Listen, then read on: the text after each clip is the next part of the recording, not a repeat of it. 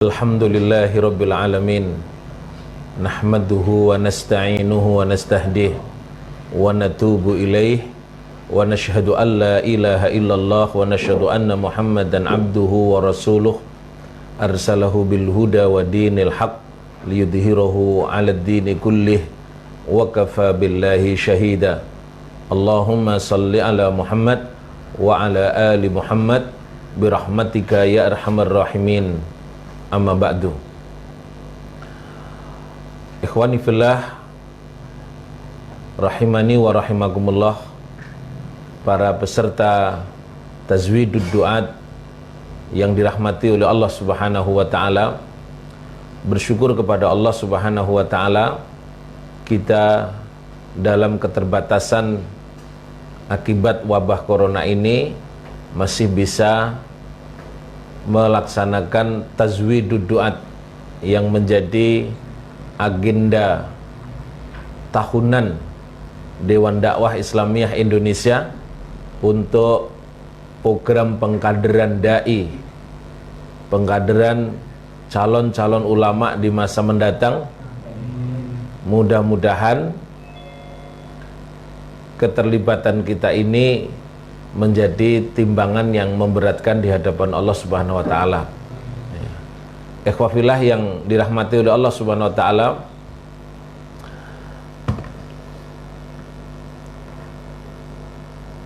ya. Tadi malam kita sudah menyelesaikan tentang urgensi kepentingannya kita mengadakan tazwid, kita mengadakan program pembekalan dai, Tazwidud Du'at. Setidaknya ada 3 kepentingan utama. Yang pertama adalah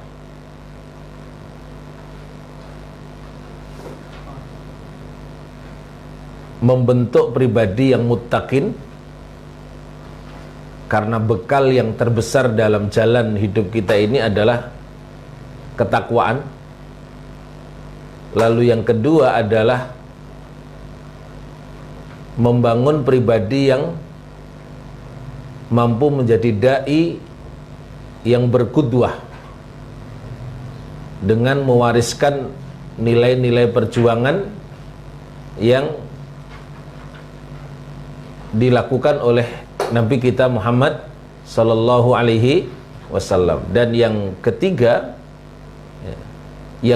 adalah kita berupaya untuk melakukan taksilul mafahim, yaitu melakukan pemurnian terhadap pemahaman. Ini dipentingkan untuk kita semua. Materi-materi ini ketika akan menghadapi satu pertempuran di kancah peperangan yang akan kita hadapi ini. Nah, kita berharap materi ini kita selesaikan selama kita melakukan tazwid ini dengan para tokoh-tokoh, dengan para senior.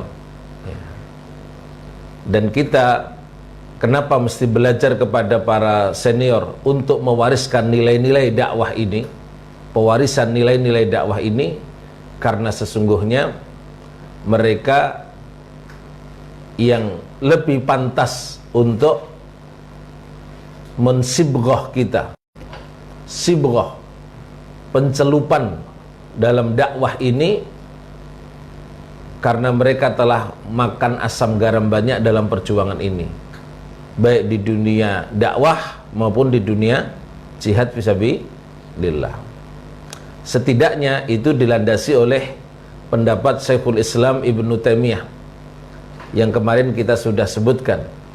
Fal wajib ayya'tabira bi umuril jihad bi ra'yi ahluddin as-sahih alladzina lahum khibratun bima alaihi ahlud dunya. dunal ladzi yaghlibu alaihimun nadaru fi dhahirid din wala yu'khadu bi ra'yihim wala bi ra'yi ahluddin as-sahih alladzina la khibrata lahum. Yang pantas untuk mendeskripsikan masalah tentang jihad ini siapa? Bi ra'yi ahluddin as-sahih, diambil dari pendapatnya ahli agama yang sahih, alladzina lahum khibrah, yang dia ini punya pengalaman di lapangan, baik pengalaman di medan dakwah, pertarungan hak dan batil, maupun peperangan di medan jihad fisabilillah. Kepada mereka adalah orang-orang yang pantas untuk kita bertanya tentang ilmu-ilmu ini. Setidaknya kita mencontoh Umar bin Khattab ketika ingin memutuskan suatu persoalan, maka beliau diingatkan fas'aluha an ahli sugur, bertanya persoalan-persoalan itu kepada ahli sugur, yaitu para ahli sugur, orang-orang yang senantiasa sugur, yaitu berada di parit-parit jihad. Itu yang dipentingkan untuk menguatkan hati di antara kita semua. Nah, ikhwafillah, di kesempatan kali ini, di sesi berikutnya ini, bagi saya namanya sesi kedua, ya, kita akan masuk materi manhaj dakwah, ya, dan tema kita sekarang ini yang mau kita bahas adalah konfigurasi dakwah, ya, menyongsong kemenangan umat Islam, ya, 2020 sampai 2025. Ya. Jadi kita dalam kajian futuristik ini kita akan berupaya meneropong dan menerawang, ya, seperti apa peluang, tentu sekaligus tantangan atas dakwah kita di masa mendatang, ya, dakwah kita di masa mendatang. Ya. Setelah badai Arab atau dikenal dengan nama Arab Spring, seorang ulama besar, Syekh Abdul Majid Az-Zindani, mengingatkan kepada kita semua, ya, mengingatkan kepada kita semua, ya, saat Obama masih berkuasa, Badan Keamanan Amerika itu mengeluarkan laporan, ya, laporan, yang laporan ini disampaikan kepada pemimpin tertinggi mereka, yaitu Obama pada waktu itu, sebelum Donald Trump. Apa isi laporan itu? Ya, laporannya adalah menyatakan bahwa ada peluang besar, ada kemungkinan terjadi kebangkitan Islam, ya, di tahun 2025, ya, 2025, dan nama gerakan kebangkitan itu adalah Khilafah Al-Islamiyah. Tentu mereka ini di dalam menetapkan dan membuat analisa ini tidak ngawur, pasti akan ada perhitungan. Bahkan lebih menakjubkan lagi, Doma, ya, DPR Rusia, itu menulis buku tentang Al-Hadarah, tentang peradaban. ya, tentang peradaban. Dan dalam tulisan itu dia menulis ya, bahwa dunia akan menyaksikan peradaban baru yang membentang dari Cina Timur sampai Atlantik Barat. Dan nama peradaban itu adalah Khilafah Al-Islamiyah. Ya, antum tulis dulu dua apa ini peluang yang disampaikan bukan oleh orang Islam, bahkan oleh orang-orang yang memusuhi Islam ya, selama ini ya. Pada buku yang sebelumnya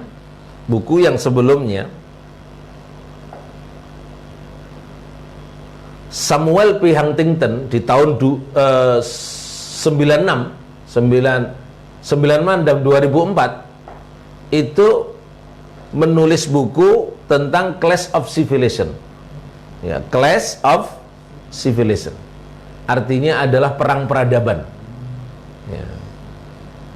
Dunia akan memasuki perang peradaban. Kata dia itu dalam Clash of Civilization ini bertarung 7 peradaban ya, 7 peradaban, dan 7 peradaban tersebut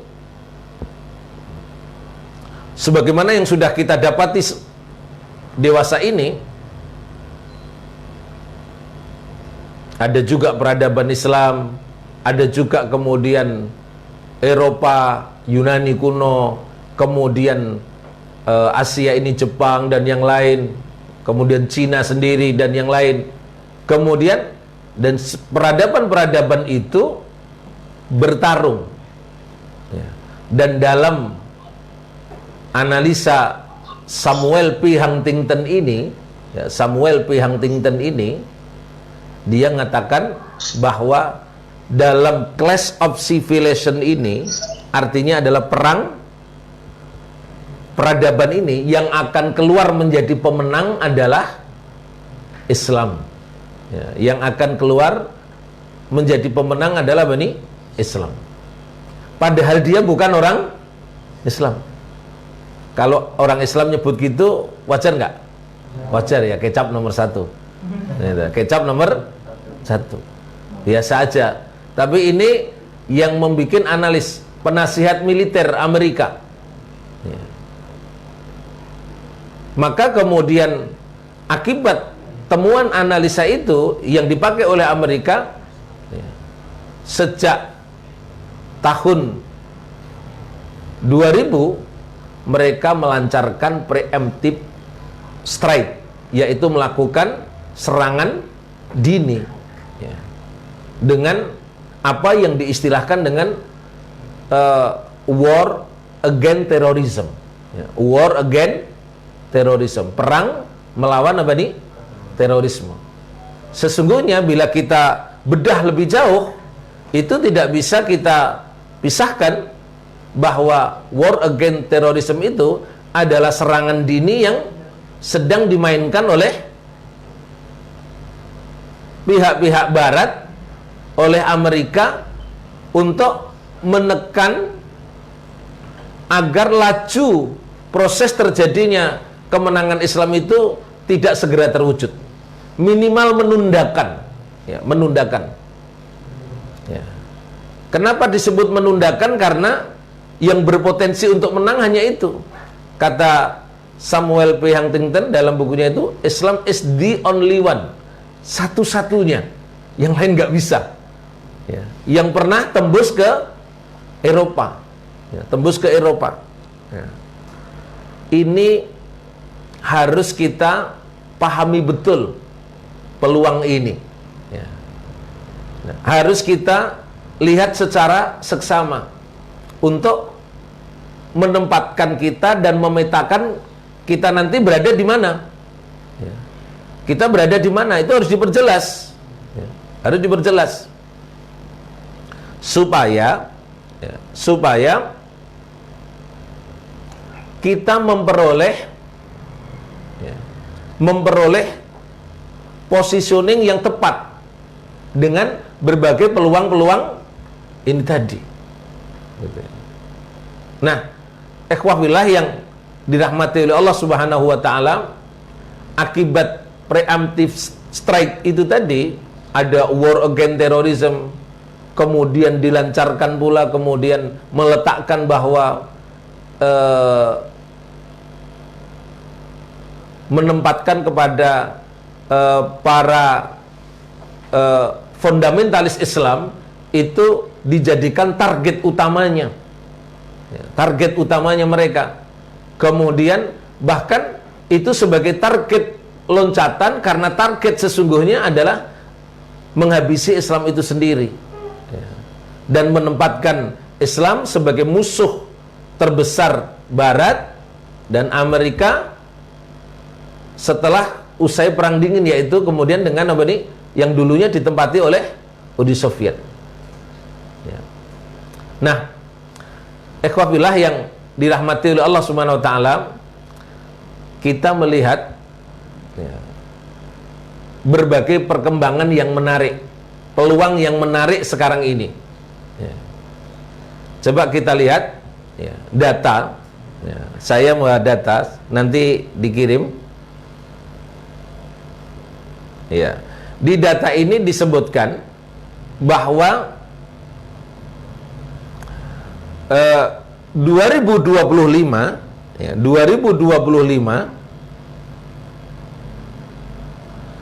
Islam di Eropa dan di Barat itu jumlahnya diperkirakan, diprediksi kurang lebih sudah tembus di atas 45%. Di atas 45%. Yang sekarang ini kurang dari 10%. Berarti kalau 2025 kurang berapa tahun lagi? Iya. Kurang sekitar 4 ya, atau 5. 5. Sekarang 2020. Artinya pasti dunia ini akan mengalami perubahan. Pasti. Karena konstelasi seperti ini. Yang menjadi fakta real pasca 9/11, apa itu 9/11? 11 September, peristiwa penghancuran gedung WTC, yang kemudian muncul Islamic phobia, yaitu menakut-nakuti tentang Islam. Justru sejak saat itu ratusan bahkan ribuan orang-orang Barat dan Amerika itu berbondong-bondong masuk Islam. Berbondong-bondong masuk Islam. Itu yang di luar ekspektasi mereka. Sampai mereka menulis melalui Ministry of Defense, yaitu Kementerian Pertahanan, mengingatkan tentang suasana yang dangerous, yang sangat bahaya, terjadinya ledakan jumlah populasi umat Islam. Dan antum nanti silahkan menggali info-info itu di media, sudah sangat banyak sekali. Mulai dari beberapa gereja sudah berubah menjadi masjid. Kemudian ada wali kota Inggris yang beragama Islam. Kemudian apalagi terus banyak orang-orang yang tadinya membenci kepada Islam justru malah berbalik sekarang ini mencintai Islam dan berada di barisan kita ini. Ini fenomena apa? Fenomena apa ini? Nah, jangan-jangan ini adalah bagian dari skenario Allah. Saya ulang ya, skenario Allah dalam mematangkan kehendak dan ketetapannya. Di tahun-tahun mendatang Islam akan berada di puncak kemenangannya, berada di puncak kemenangannya. Belum dihitung dengan inhiyarul hadarah al-gharbiyah, yaitu kemunduran peradaban barat yang sekarang ini tidak mampu menjadi solusi atau mengatasi masalah. Yang terjadi malah apa? Memperbanyak masalah. Oleh karena hadarah ini tadi, oleh karena peradaban ini tadi. Mulai dari sistem transaksi ribawi, sistem demokrasi, sistem apalagi yang muncul dari mereka, sekarang ini mulai keluar boroknya, sudah mulai kelihatan, ya. Bagaimana semua itu tidak bisa membawa kepada apa nih? Kemaslahatan, ya. Kapitalismenya, liberalisasinya, semua. Nah, ini perlu kita ingatkan.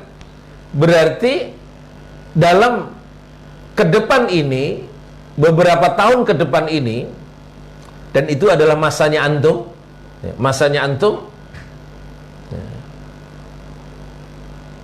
Kira-kira antum kalau sekarang 20 berapa ya rata-rata?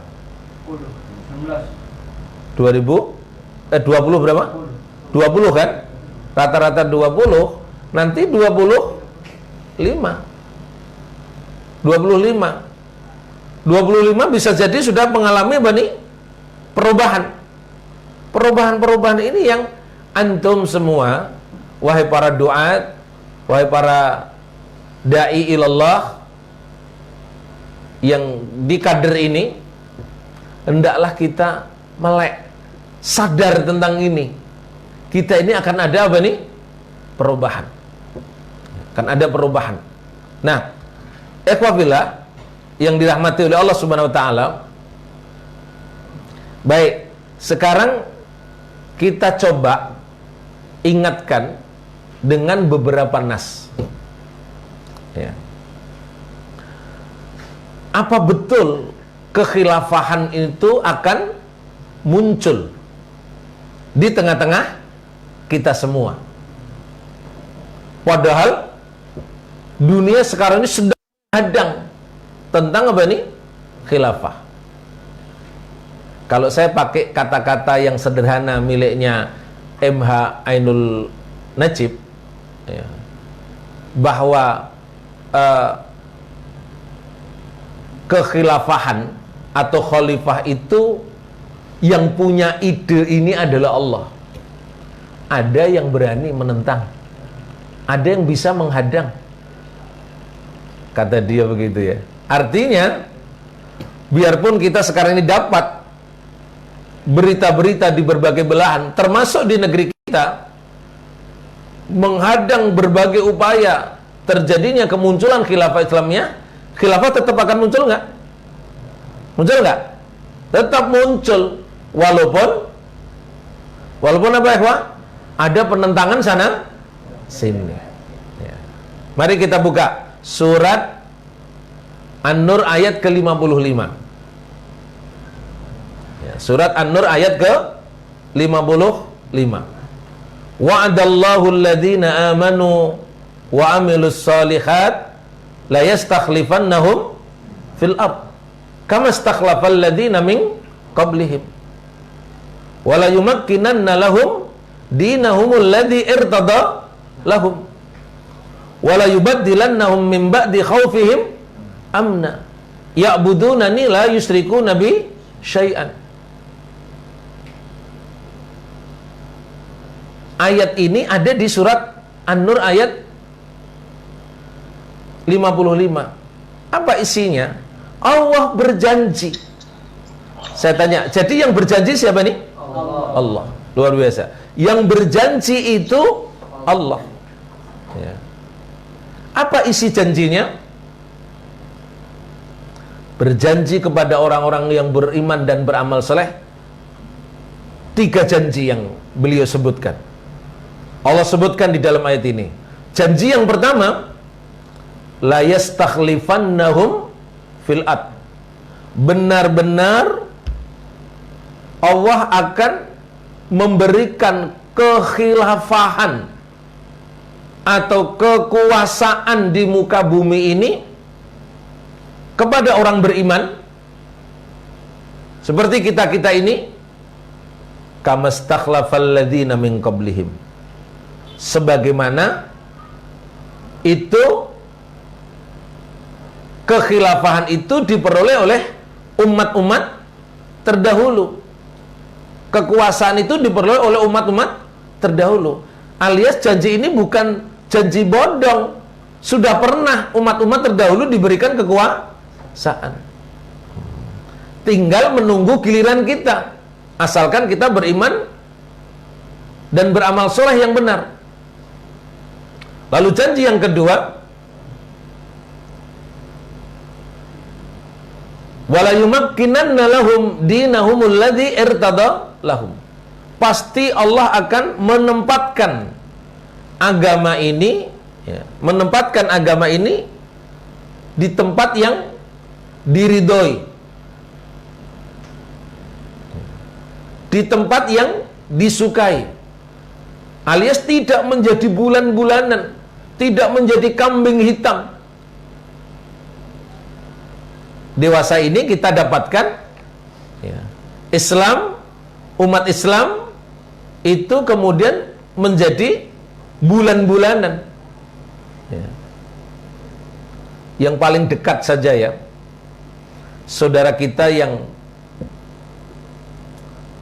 bertemu di goa dari jamaah tabligh itu dijadikan alasan utama bahwa sumber corona itu letaknya dari pertemuan di goa itu. Ada nggak yang terkena, terinfeksi? Ada.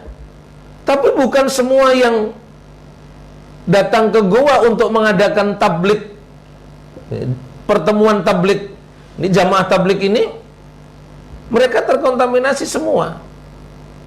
Tidak. Tapi beritanya yang disalah-salahkan adalah Islam ini. Nanti masjid juga begitu. Masjid dianggapnya, dituduhkannya sesuai dengan surveinya Komnas HAM ini bahwa sumber penyakit corona itu ada di masjid. Na'udzubillahi min dzalik. Jadi kita yang terkena imbasnya, tapi kita yang tertuduh. Kita yang tertuduh. Nah, kondisi daripada umat kita itu senantiasa seperti itu. Jadi janji ini tadi itu seolah tidak nyambung. Saya suka menyebutnya namanya Joko Sembung naik ojek, kagak nyambung cek. Jadi antara janji yang ditetapkan oleh Allah dengan kenyataan, atau dalam bahasa kita namanya kasunyatan, itu tidak nyambung. Tapi apa boleh dikata, ini janjinya siapa? Allah. Ini janjinya Allah. Lalu yang ketiga, Allah berjanji wala yubaddilannahum min ba'di khaufihim amna. Allah akan mengganti min ba'di khaufihim amna, dari rasa takutnya itu menjadi rasa aman, bebas beribadah tanpa ada yang menghalangi. Alias ini sudah berada pada puncak tamkin, di mana umat Islam itu berada di atas angin dan kemudian akan menjadi apa nih? Umat yang menjadi penentu arah dunia ini. Pasti antum semua akan bertanya, kapan itu ya? Kapan itu ya? Nah, saya tidak bisa untuk menentukan kapannya, karena syariat ini tidak menentukan kapan tanggalnya. Tapi dari kajian futuristik musuh-musuh Islam tadi, hendaknya kita menjadi perhatian itu. Karena itu terjadi antara 2020 sampai 2025. Kita sekarang sudah berapa di mana? 2020. Ini kajiannya musuh loh ya, jangan ditetapkan. Ini kajian musuh 2020 menuju 2025. Sekarang gambarannya sederhana saja. Ya, kasus corona sekarang ini. Ya. Kira-kira membuat keterpurukan ekonomi tidak? Mengerikan sekali. Ya. Semua penerbangan kagak jalan. Ekonomi lumpuh. Kemudian tatanan-tatanan sosial hancur semua. Pendidikan hancur semuanya. Ya. Ekonomi mikro maupun makro kagak ada yang jalan semuanya. PHK terjadi di mana-mana. Mengerikan sekali. Itu tanda-tanda sistem musuh itu mengalami kehancuran. Itu baru yang dikirim oleh Allah, itu baru apa tadi? Ya, makhluk kecil yang nggak terlihat, namanya corona tadi. Gitu. Jadi corona ini jujur banyak memberikan pelajaran untuk kita, mendekatkan kepada penalaran tentang janji-janji Allah tadi. Jadi kita itu jadi masa iya toh, di kekuatan orang kafir yang begitu hebat seperti ini.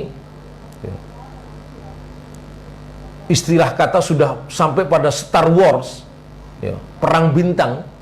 Kita masih kelas perang pelintang. Ya.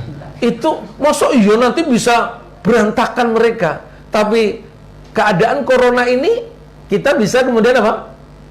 Penalaran tentang hal itu nyambung nggak? Nyambung. Banyak memberikan pelajaran kepada kita. Nyambung, ikhwah. Ya. Maka artinya justru peristiwa corona ini kalau kita ambil hikmahnya mendekatkan kepada penalaran tentang akan datangnya janji Allah berupa kemenangan. Kita sulit ngalahkan Cina, sulit ngalahkan apa ini? Amerika. Mau pakai apa? Pakai duit? Gak bisa. Duit mereka lebih banyak. Pakai senjata? Kita nggak punya. Sana punya apa-apa. Mereka pakai drone semuanya. Kapan mau menjatuhkan bom di mana? Suka-suka. Ya, suka-suka. Karena berada di ketinggian sekali. Ya. Antum yang helikopteran aja nggak punya. Ya, mana mau ngalahkan? Ya nggak bisa. Tapi peristiwa corona ini, ikhwah, menjadi mendekatkan penalaran kita tentang dekatnya janji Allah itu. Jadi nalar kita itu jadi, oh ternyata gampang ya. Sistemnya musuh itu kalah, lumpuh itu gampang ternyata. Di mata Allah itu apa? Gampang. Gitu. Sebab kalau janji ini dipandang sekarang, saat belum ada corona, pasti kita akan mengatakan, oh, itu cuman bualan atau itu jauh panggang dari api. Kagak mungkin. Sekarang ini semua kekuasaan apapun ada di tangan mereka. Bisa paham peluang dan tantangan ini? Peluang ini kita baca dulu supaya antum jadi tahu arahnya nanti. Antum kenapa sih kok belajar manhaj dakwah ini? Belajar dulu peluang biar ngerti. Ya. Baru nanti kita menyusun strategi, langkah-langkah untuk menuju kepada kemenangan tersebut. Tapi kita melek dulu, ada peluang yang sangat besar yang ada di depan kita ini. Apalagi Nabi kita dalam riwayat Ahmad juga sudah saya tulis di sini, disebutkan tentang munculnya kepemimpinan umat Islam, termasuk munculnya khilafah Islamiyah ala minhajin nubuwah. Itu disampaikan oleh Nabi dalam sebuah hadisnya. Silahkan antum menulis ya. Tahapannya saja. Untuk yang Arabnya nanti, hadisnya nanti ya. Takunu nubuwatu fikum masyaallah. ada 5 babak kepemimpinan umat Islam yang disampaikan oleh Rasulullah dalam riwayat Ahmad ini. Pertama, kepemimpinan itu dipegang oleh kenabian, yaitu Nabi Muhammad Sallallahu Alaihi Wasallam. Sudah terjadi belum? Sudah. Sudah terjadi.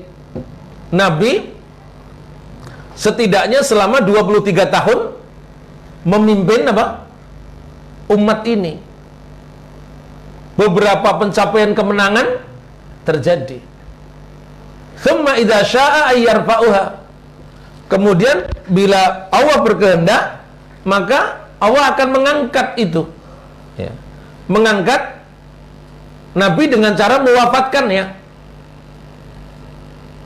Lalu apa yang dikehendaki Allah? Summa takunu khilafatun ala minhajin nubuwah. Pada babak kedua, kata Nabi, akan terjadi apa? Khilafah berdasarkan konsep kenabian. Khilafatun ala minhajin nubuwah. Ya. Kekhilafahan berdasarkan konsep kenabian. Menarik sekali ya. Khilafah berdasarkan konsep kenabian. Terjadi tidak? Terjadi. Yaitu setelah Nabi Muhammad wafat, kepemimpinan umat ini dilanjutkan oleh siapa? Khulafaur Rasyidin. Abu Bakar, Umar, Uthman, Ali radhiyallahu anhum itu melanjutkan. Itu yang disebut dengan khilafatun ala minhajin nubuwah. Ya. Yang menyampaikan Rasulullah pada babak yang kedua ini, Rasulullah masih menyaksikan nggak? Tidak, Rasulullah sudah wafat. Itu bukti bahwa janji ini terrealisir.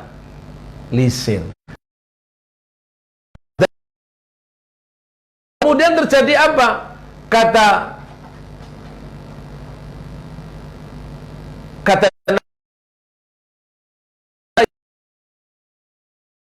mulkan adha. Tahap ketiga disebut dengan nama apa? Mulkan ad. Raja diberikan keterangan wasumiyal ad. Ad itu menggigit, mencengkeram. Ya. Itu tidaklah dilepas kecuali kepada garis keturunannya saja. Pemimpin diturunkan kepada anaknya, anaknya kepada anaknya, gitu terus ya. Pernah terjadi nggak? Pernah terjadi. Pernah terjadi. Dan walaupun pemimpin itu kekuasaan itu diturunkan turun temurun, pada akhirnya berpindah nggak ke tempat yang lain? Berpindah. Karena Rasul mengingatkan, setelah fase ini, fase ketiga ini, summa takunu mulkan jabariyah. Kemudian akan terjadi apa nih? Mulkan jabariyah, yaitu penguasa yang diktator, yang memaksakan apa nih? Kehendak, melawan terhadap hukum-hukumnya Allah. Dan para ulama dunia pernah berkumpul beberapa tahun yang lalu. Kita saat ini ikhwah sedang berada di akhir fase keempat. Ya. Akhir fase keempat. Kita sekarang ini, ya, salah satu yang ikut pertemuan itu adalah Syekh Abdul Majid Az-Zindani. Dia mengatakan bahwa para ulama bersepakat bahwa kita sekarang ini berada di akhir fase keempat.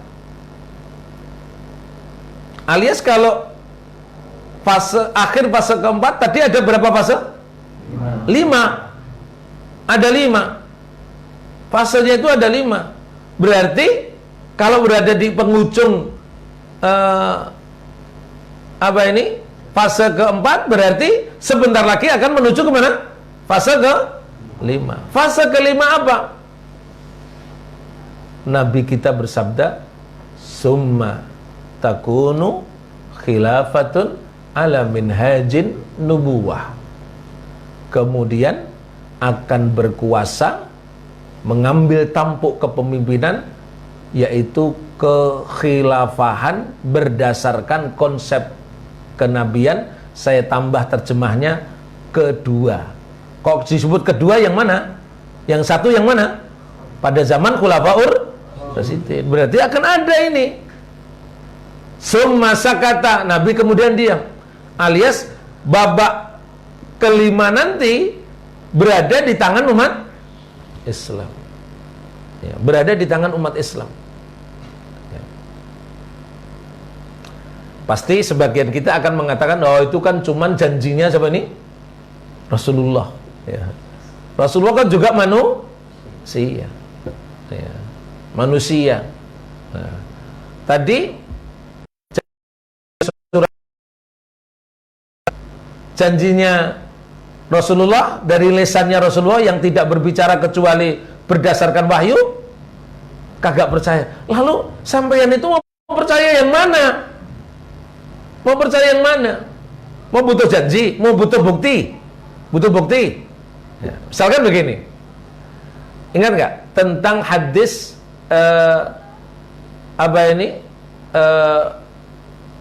penaklukan Konstantinopel? Penaklukan Konstantinopel. Nabi kita bersabda saat masih hidup, Nabi itu bersabda apa coba? Latuftahanna lakum al-Konstantiniyah. Benar-benar akan dibukakan atau dimenangkan untuk kalian Al-Konstantiniyah. Al-Konstantiniyah, yaitu kota Konstantinopel, ibu kota Eropa Timur, Bizantium, kota terkuat. Itu kalau dari Khilafah Utsmaniyah itu dilihat di seberangnya gitu, Pak. Ya. Sampai ke Khilafahan Utsmaniyah itu belum takluk. Tempat itu belum takluk. Tapi Nabi sudah menyatakan latuftahanna lakum al-Konstantiniyah. Faktanya takluk atau tidak? Takluk. Ya. Takluk, bahkan yang menakjubkan, takluk di tangan seorang anak muda belia yang umurnya baru 21 tahun. Ya. Kira-kira ya seperti anda-anda inilah, nggak beda jauh. Ya. 20 sama 21 itu kan 11.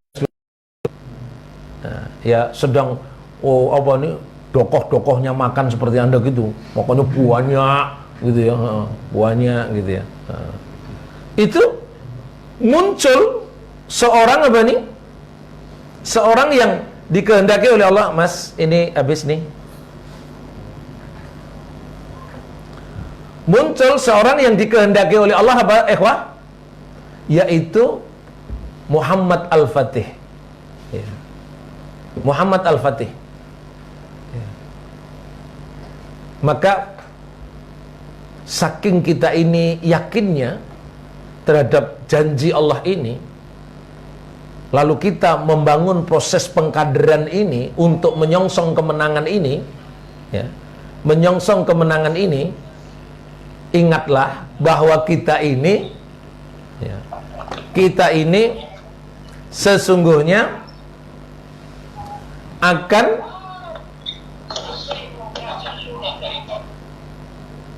memperoleh, ya, kemenangan itu sebagaimana Muhammad Al-Fatih ini. Maka kemudian dirumuskan, ya, kita ini mengikuti pengkaderan ini untuk menjadi Muhammad Fatih yang baru, ya, Muhammad Fatih yang baru. Mungkin tidak, mungkin, sangat mungkin. Dan bukan generasi Rasulullah, bukan generasi yang terbaik, tapi nyatanya bisa itu. Kapan itu terjadi? Setidaknya dalam sejarah kurang lebih dari Nabi bersabda sampai peristiwa ini benar-benar terjadi, berapa lamanya? 840 tahun. Berapa abad ini? 8 abad. 8 abad. Nyata nggak sabdanya Nabi? Nyata. Kalau sekarang 4 sudah terbukti dari 5, lalu 1 tidak akan terjadi, kira-kira gendeng nggak kita ini otaknya? Hah? Ya, jangan-jangan kita ini sarap otaknya, gendeng. Kita sudah diperlihatkan dari 5 janji, 4 yang sudah terjadi. Lalu kita bilang nanti yang kelima tidak terjadi. Itu gendeng. Gendeng. Dan antum kalau nggak sadar-sadar pula, jangan-jangan gendeng juga. Loh iya, karena ini ada di depan mata loh, Wah. Fenomenanya ada di depan mata. Maka ikhwafillah yang dirahmati oleh Allah Subhanahu wa taala, saya ingin untuk ingatkan antum semua, penting ini ya, penting peluang ini ya. Peluang ini, bahwa ini akan ada di depan kita semua ya. Nabi kita juga bersabda dalam riwayat Muslim ya, tentang terjadinya pertarungan di akhir zaman. Bersabda begini, la taqumus sa'ah hatta yuqatilal muslimuna al-yahud fayakhtabi'ul yahud wara'al hajar awish syajar fayaqulul hajaru awish syajaru ya muslim ya abdullah hada yahudiyun khalfi fata'ala faqtulhu illa al-gharqada fa innahu min syajaril yahud. Hadis rawahu Muslim. Muslim dulu ikhwah, terpercaya, kitab sahih, namanya Sahih Muslim. La taqumus sa'ah, tidak terjadi hari kiamat hatta yuqatilal muslimunal yahud, sampai terjadinya orang Islam memerangi orang Yahudi. Fenomenanya sekarang bagaimana? Orang Yahudi memerangi orang Islam. Tapi nanti kata Rasulullah, itu orang Islam memerangi orang Yahudi. Saking takutnya orang Yahudi itu, fayakhtabi'ul yahud wara'al hajar awis syajar. Orang Yahudi itu bersembunyi di balik batu dan di balik pohon. Tapi apa yang terjadi?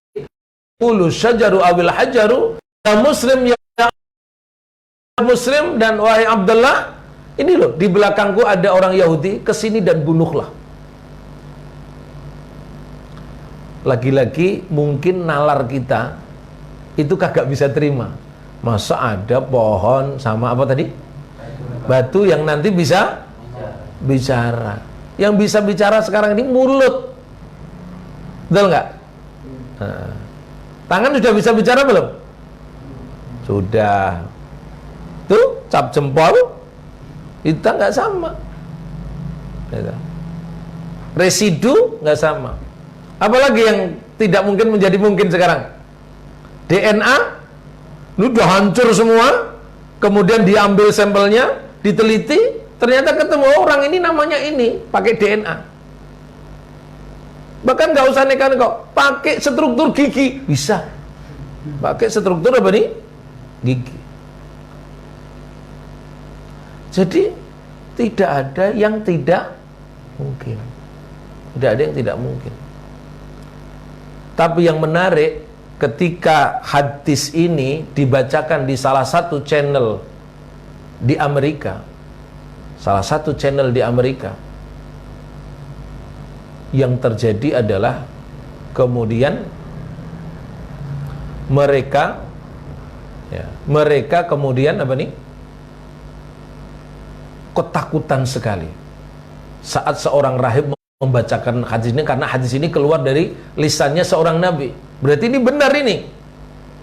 Masa kita sampai dikejar-kejar, sampai kemudian bersembunyi di balik batu dan pohon, dan semua batu dan pohon memberitahu kita.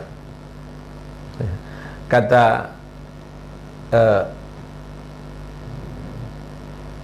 rahib Yahudi ini mengatakan, tenang-tenang, Anda jangan takut, karena masih ada pohon yang tidak memberitahu, yaitu pohon apa nih? Qurba. Maka kemudian sejak saat itu dilakukan upaya apa nih? penanaman besar-besaran di dunia, harganya satu pohon bibitnya itu 18 US dollar. Itu ditanam di berbagai tempat untuk jaga-jaga kalau nanti terjadi peperangan, mereka akan bersembunyi di balik pohon warqat. Saking yakinnya dengan hadis ini, apa coba? Apa yang terjadi? Tembok rasis yang membatasi antara Palestina dengan Israel itu di kanan kirinya itu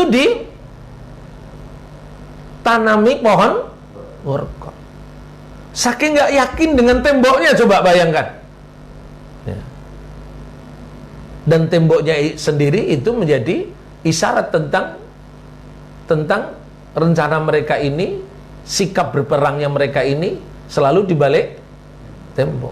Surat Al-Hasr, la yuqatilunakum jami'an illa fi quram mukhassanatin aw min wara'i judur. Ya. Ba'suhum bainahum syadid tahsabuhum jami'an wa qulubuhum syatta. Berpecah belah mereka ini. Ini urusan corona ini, wah, saling tuduh-tuduhan nggak karu-karuan antara Netanyahu dengan rival-rival politiknya. Nggak pecus lah, nggak bisa menyelesaikan lah, tetek mengek. Itu baru yang dikirim baru satu. Nah, jadi peluang itu ada di kita.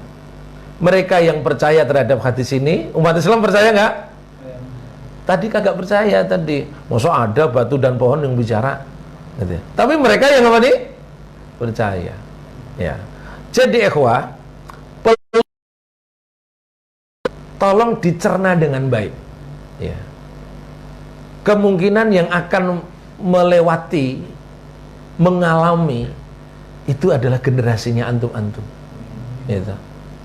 Yang kami ini sudah dikejar oleh mati. Ya. Dikejar oleh mati. Ya. Saya menurut Rasulullah jatah saya hidup tinggal 11 tahun. Gitu. 11 tahun. Gitu. Ustadz-ustadz yang kemarin ngisi yang lebih tua, Ustadz Afif, Ustadz Abu Ridwan sudah nggak ada jatahnya, udah habis. Memiliki peluang ini antum ikhwah. Nah, antum apa yang mau kita perbuat? Ya. Apa yang mau kita buat?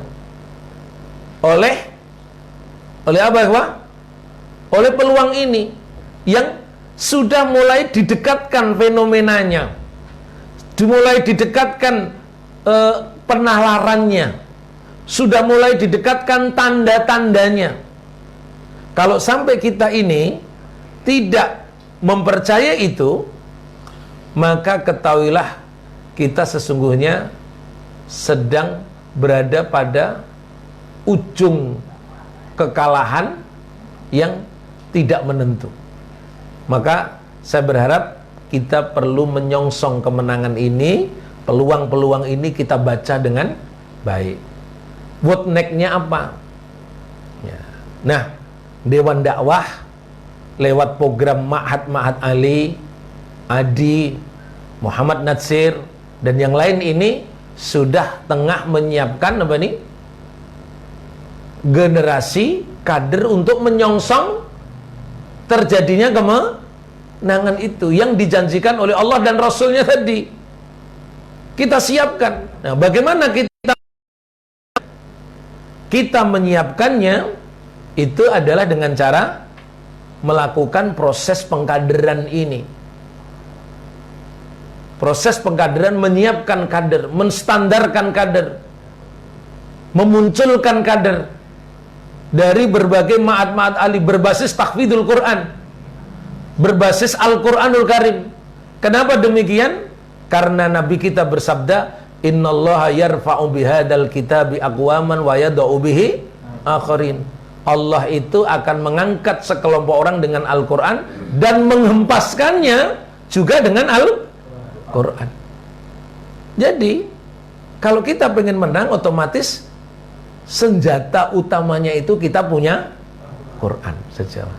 Gampang tak? Senjata utamanya kita punya Quran. Dan kita dekatkan jalan kita ini, mulai dari tahsinnya diperbaiki, hafalannya diperbanyak, kemudian pemahamannya diluruskan, ya, tadabburnya diperbaiki. Semua itu kita perbaiki agar kita ini bisa menjadi ahlul Quran. Dan kita kalau menjadi ahlul Quran adalah orang yang paling pantas untuk menerima kemenangan ini. Kalau kita menjadi ahlul Quran, maka ini tolong diikuti langkah ini, ya. Langkah ini bukan asywaiyah, khutuwat asywaiyah, langkah yang sia-sia, waton pelaku, genenek kegiatan, ya, biar ada enggak, ini ada perencanaan sesuai dengan nas yang saya sebutkan tadi, sesuai dengan peluang yang disebutkan oleh nas-nas tadi. Ayo kita jalanin, ikhwah, ya, kita jalanin. Itu nanti antum, kita barangkali wis mati, ya. Antum yang nanti yang mungkin akan duduk seperti ini lagi, menerangkan generasi berikutnya, mengganti saya, kemudian mengganti ustadz-ustadz yang lain, gitu. Kemudian harus mencari lobi-lobi pendanaan dan yang lain, gitu. Bahkan bisa jadi suasananya akan jauh lebih buruk, lebih tidak kondusif, karena suasananya bisa jadi sudah suasana perang. Suasananya apa? Perang. Sekarang saja sudah ada persiapan perang antara Cina dengan Amerika, ya, baru aja nih sudah dipersiapkan, ya.